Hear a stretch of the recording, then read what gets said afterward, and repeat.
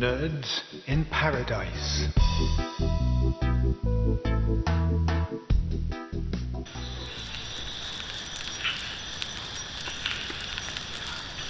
One inevitably sunny Saturday morning, Larry Leming, Digibeat's electronics engineer, was out riding his trail bike along one of Banania's narrow dirt tracks.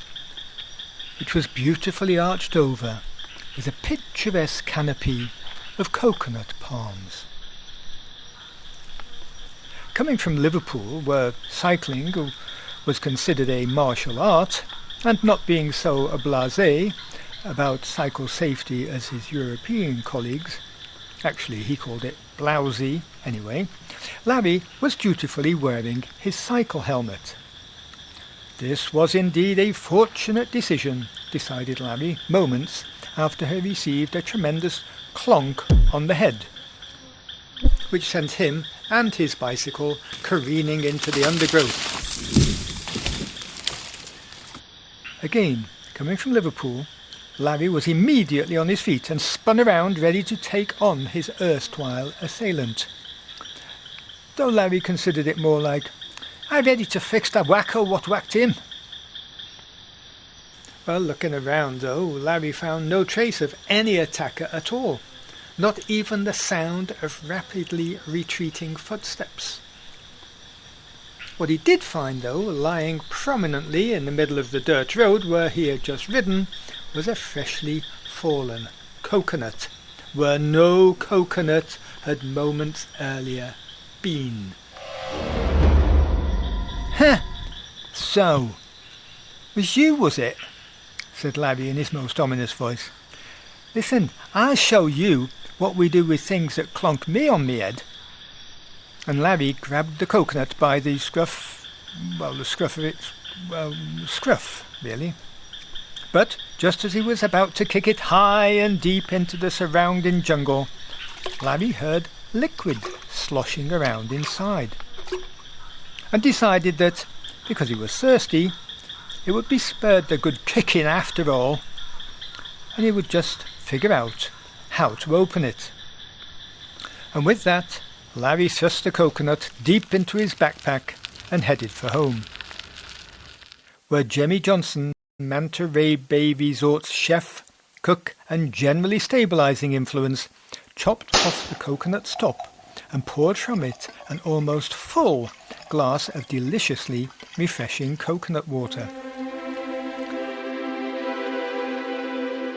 Such refreshment falling freely from the sky seemed too good to be true, so Larry went over to ask the neighbours why they didn't pick them. "Oh, too high and much too dangerous," was the immediate response. A short while later, in Manta Ray Bay Resort, or the Tech Node as they called it, Paige Payne, Digibeat's customer support engineer, was sitting in her room watching little Joe, her pet python, who was watching a mouse that was attempting to escape by scrambling up the corner of a cupboard. Joe simply watched the mouse while swinging his head slowly from side to side. "Oh, come on, Joe, you couldn't catch a cold at that speed. I think I call you slow, Joe," chided Paige. Well, she was never quite sure what happened next, because she swore that she really didn't see Joe move. But the very next instant, there was Joe, with half his body stretched out and the back half of the unfortunate mouse sticking out of his mouth. And that is how the team came up with the concept for the coconut cropper. This looked ominously like an enormous version of Joe the Python, which raised itself to great heights, spotted, using its two bulbous sensor eyes, analysed, and lunging forward, plucked the ripe coconut before it fell from the tree.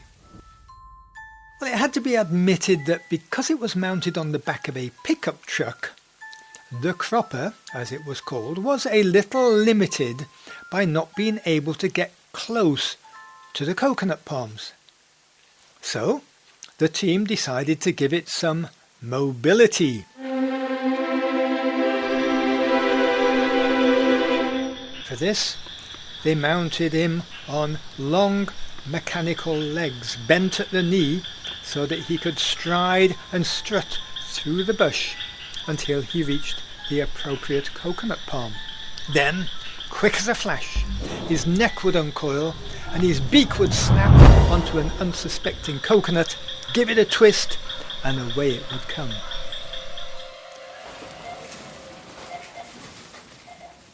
Well, some days after the cropper had proved its worth by snatching a large number of coconuts from great heights, Connor O'Connor, Diggybeat's co-founder and marketing manager, was meandering around Benson's, Banania's sole supermarket, picking up whatever looked either edible or recognisable. So engrossed was Connor in attempting to decipher the ingredients of what he considered to be an exotic cornflakes packet, without the aid of spectacles, of course, which he insisted he was too young to need, that he failed to notice a shadowy figure, silently stalking him from behind the salted fish stand. As he headed for the register, with his small hoard of goodies, a tall, slender lady in her mid-indeterminates whooshed around the corner of the canned tomatoes and, with her vision seemingly blocked by the stack of coconuts she was carrying, walked straight into the meandering Connor. Cans and coconuts cascaded over the floor, with Connor doing his best to catch whatever he could. Then on his knees amongst the tumbled groceries, Connor looked up and was immediately bewitched by the sultry gaze of a vision of perfect loveliness.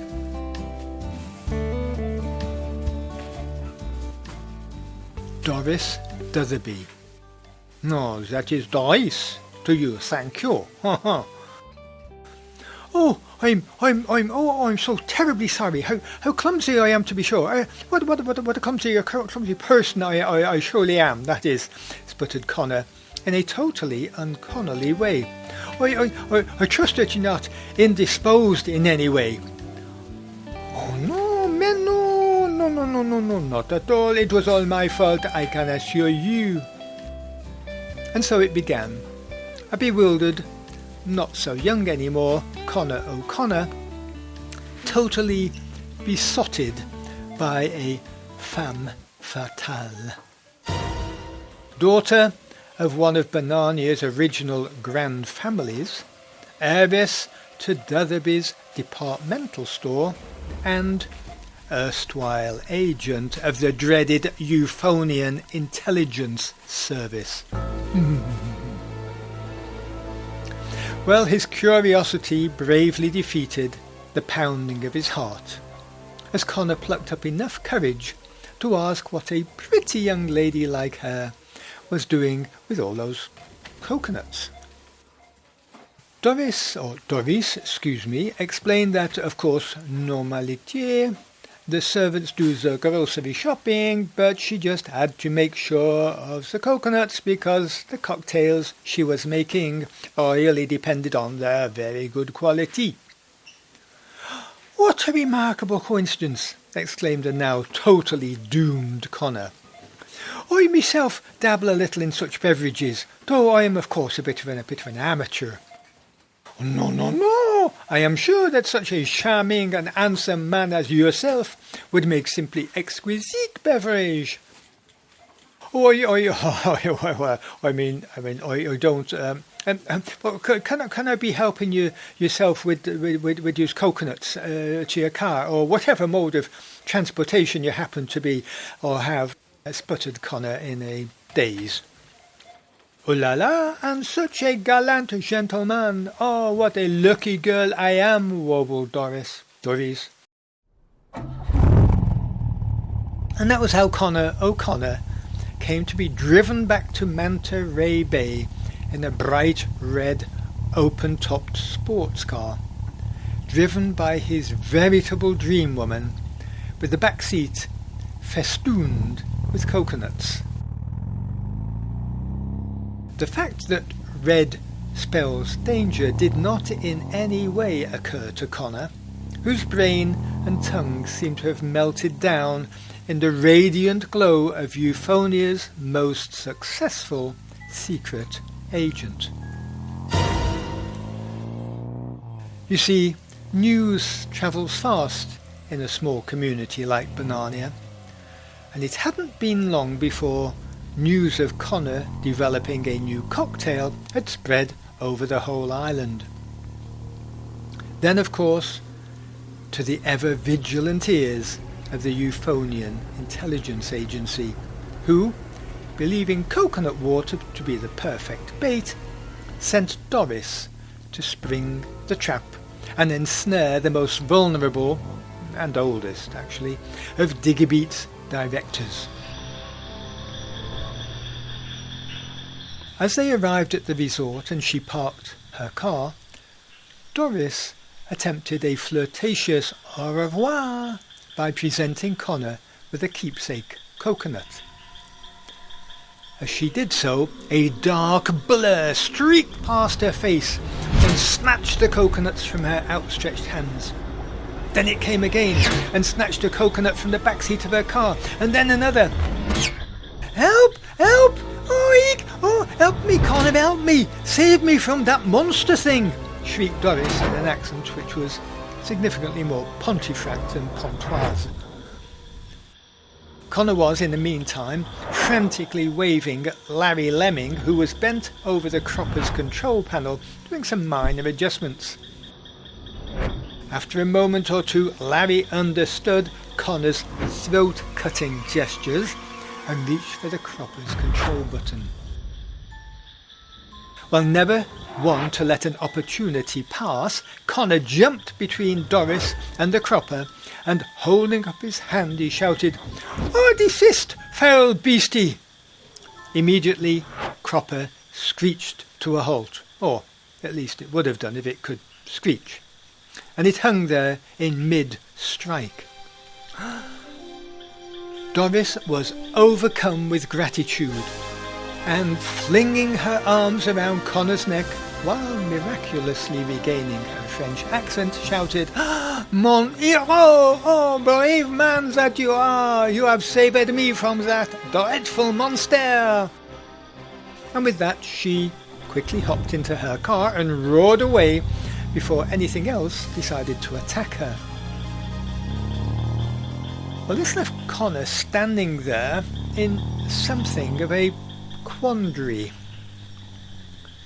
Should he shout and fume and wave his hands because those bungling kids had almost scared away the new love of his life, let alone pinched her prime coconuts? Or should he be deeply grateful to them for turning him into an instant hero? Eventually, he decided to do neither, and taking a coconut in each hand, wandered off to concoct another batch of Connor's cocktail.